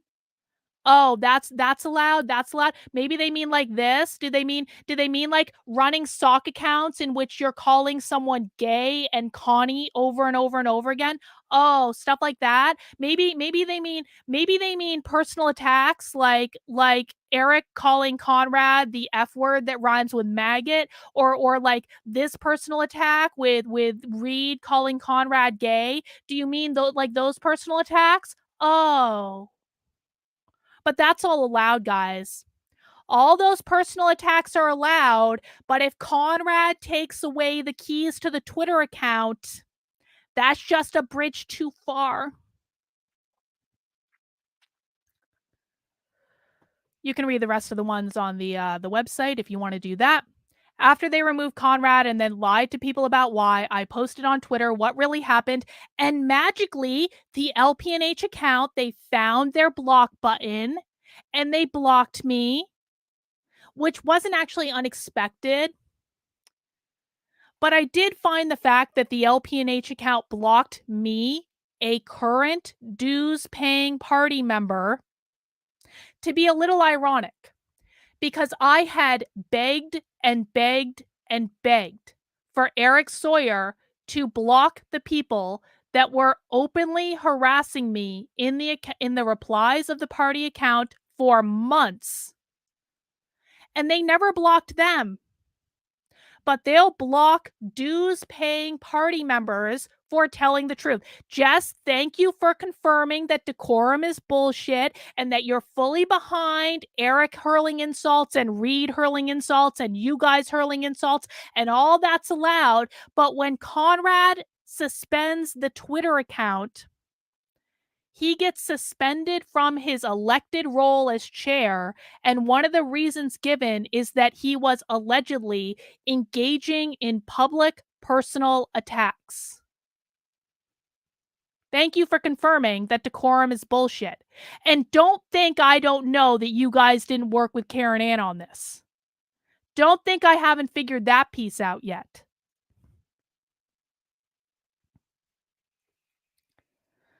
Let's see.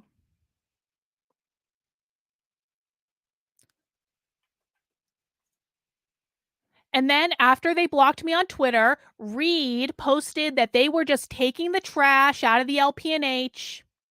I'm trash. Conrad is trash. Conrad's wife, Ashley, is trash. Anyone that disagrees with Reed Coverdale is trash and needs to be removed from the state party entirely. I don't know about that emphasize. We'll talk about that later.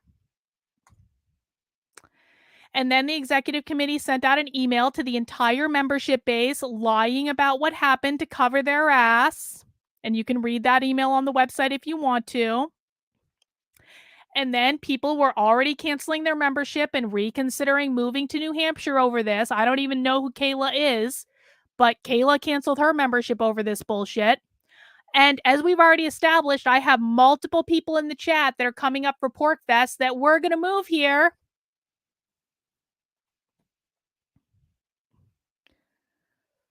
And then Zephin, who is also on the comms committee and who was also disparaging Conrad behind his back, and yes, I have receipts of that and I'd rather not show them, crafted this letter to remove Conrad as chair, which also lies about the reason he was removed. And this letter is going to become important. This letter is important for a couple of reasons. Number one, it gives us a full list of the names of the people who signed on to this bullshit. And number two, the funny thing about this letter is that it openly lies, and I'm going to explain why. Let's read this letter, shall we? Actually, we're going to read on this part down here. In general, Conrad displayed poor communication and leadership skills that have damaged the organization's brand and its effectiveness. The LPNH Twitter account has done more to damage the LPNH's brand than Conrad could ever dare dream. And will probably continue to do more, but we'll get to that later. Further, there's a proven inability to build consensus with continuous ego-driven appeals to authority being his modus operandi, and a track record of disregarding and or removing long-standing committee members due to personality conflicts. There's no evidence of that. But here's the part that I found really interesting. Conrad has established a pattern of publicly litigating internal party conflicts and disseminating internal communications committee, disseminating internal committee communications as a means of exercising control over party functions on official social media channels, and is believed to have leaked information to Karlin Borisenko, who then used the information and screenshots to break news to her following on Twitter. And then at the end of this letter, we have a whole list of people, a whole long list of names. And the reason that I find this part of this letter, in which they assert that Conrad was the one that leaked the information to me specifically by name, well, I find this ironic for a couple of reasons. Number one, not a single one of these people asked me if Conrad was the one who leaked the information to me. But even more importantly, there is at least one person on that list of names that knows emphatically that Conrad was not the person who leaked the information to me. Maybe more than one person knows, maybe more than one person on the list knows. But I guarantee you, there is one person on that list specifically, and I'm not going to name them, well, because I don't name my sources unless I have permission to do so. But there is absolutely one person on this list specifically who damn well knows that Conrad was not my source for the screenshots that I've posted. So in this letter that they signed off on to remove Conrad as chair, there is at least one person on this list who knows that they're signing off on a lie. That is not true. They did no investigation. They did no asking questions of their own. They signed off on a lie that has no basis in reality at all because they're staging an internal coup over a Twitter account. Conrad Nelson was not my source.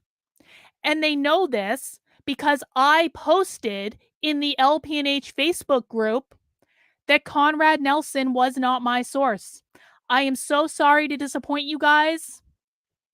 I know you guys worked really hard on this coup. I'm sure Zephin worked really hard crafting this letter.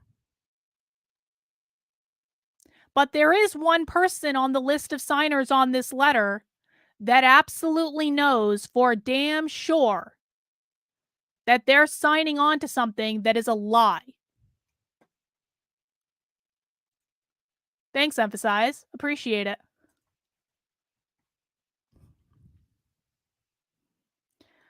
A few people in the LPNH have tried to keep me quiet about what happened.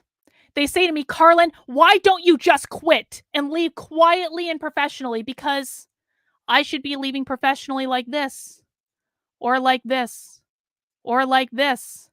That's what I really should be doing, right, guys? That's the type of professionalism that I should be leaving with, huh?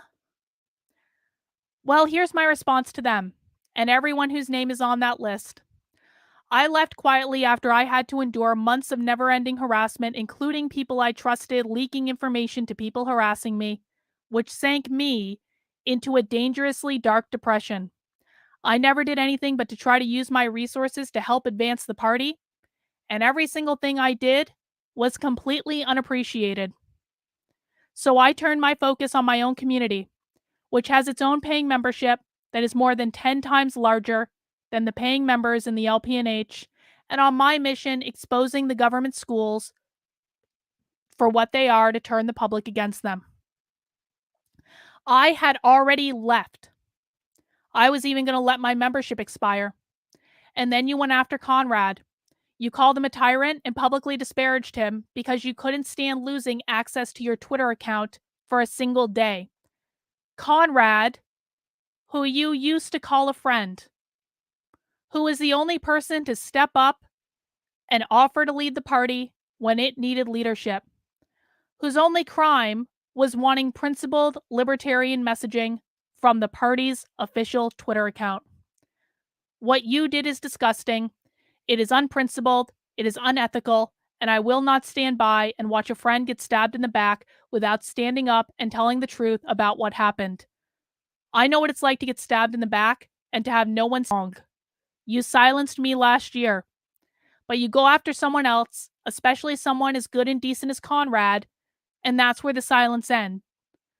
You played your hand, and regardless of the JC meeting, you will probably win, because I can't imagine Conrad wants anything to do with the party after this, and that will be your loss entirely. Your win is a Twitter account that will accomplish nothing and will drive away anyone and everyone that was interested in making a tangible change in the world.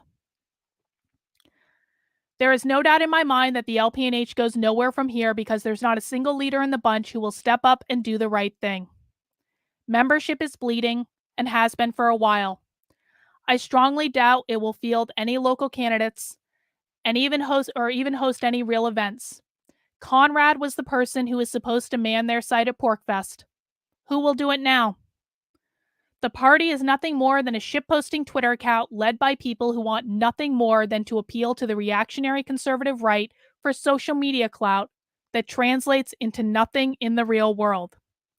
So grab some popcorn, sit back, and watch the train wreck unfold. There is no possible way this ends in success, and every naysayer will eventually be proven right. And yep, all the LPNH ladies who are there defending their men for the coup that they staged would have gotten timed out several times by now. Except that I censor you guys less than the LPNH has censored me in all of this. And thankfully, I have my own platform where I can say whatever the fuck I want and reach a much larger audience than you guys are capable of reaching on your own. So, guys, that is the true story of the internal coup to remove the chair of the Libertarian Party of New Hampshire over a Twitter account. I'm happy to take any questions. I have about 5 more minutes. Let me know what you guys think. Steven says, the ones who ruin good things are the supposed supporters of the good things. Love your principles, Carlin. Rock on. Thank you, Steven.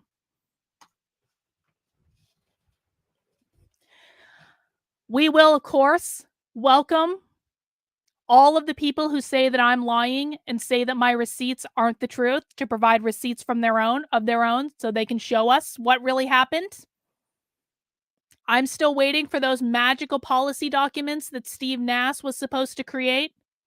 The mystical, magical policy documents.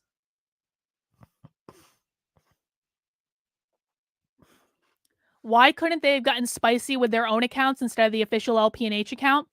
Because their accounts, with the exception of Reed, have no one following them. So Eric Sawyer quite literally believes that the LPNH account is his personal Twitter account. Because his real personal Twitter account doesn't have anyone following it. Why he can't just appeal to right-wing reactionaries on his own personal account, I don't understand. But he has taken the LPNH account as his own and personally identifies with it. Conrad wrote the blue message. What blue message? I didn't get these from Conrad, so I don't know what you're talking about. That was me. So that wasn't Conrad. This stuff wasn't Conrad. That wasn't Conrad. Making stuff up per you. Well, Conrad, Rosa, how I got this, let's just be really clear. She's saying this. Conrad posted this in the LPNH signal group, Rosa. Conrad posted that in the LPNH signal group, and then a person in the signal group sent it to me. So you're right. This screenshot did come from Conrad, but it didn't come from Conrad to me. It went from Conrad to the LPNH fan club signal group, which I'm not in, and then another person in the LPNH signal group sent it to me. Excellent point, Rosa. Doesn't prove what you think it proves, though, or what you're trying to assert it proves.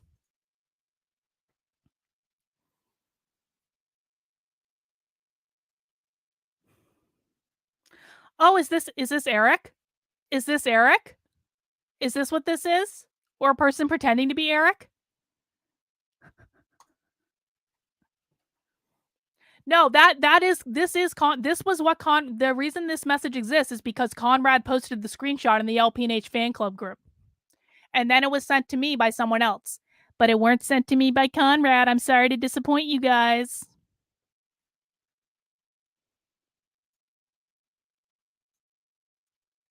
Anyway, so we have no evidence from the ladies in the LPNH. Thank you for confirming that they're, well, it could have been sent by anyone in the signal group.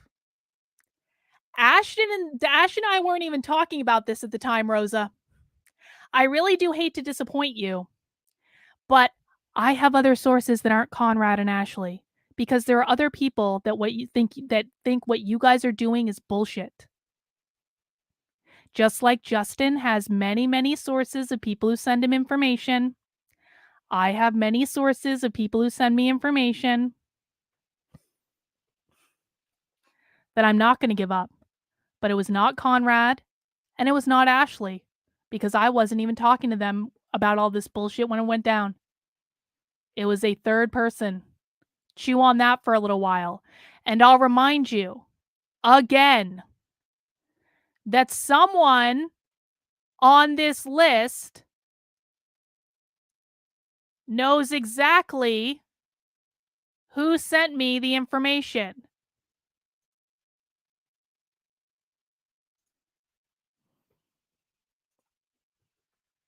Well, you guys are the ones that have been reading in my chat for almost 2 hours now.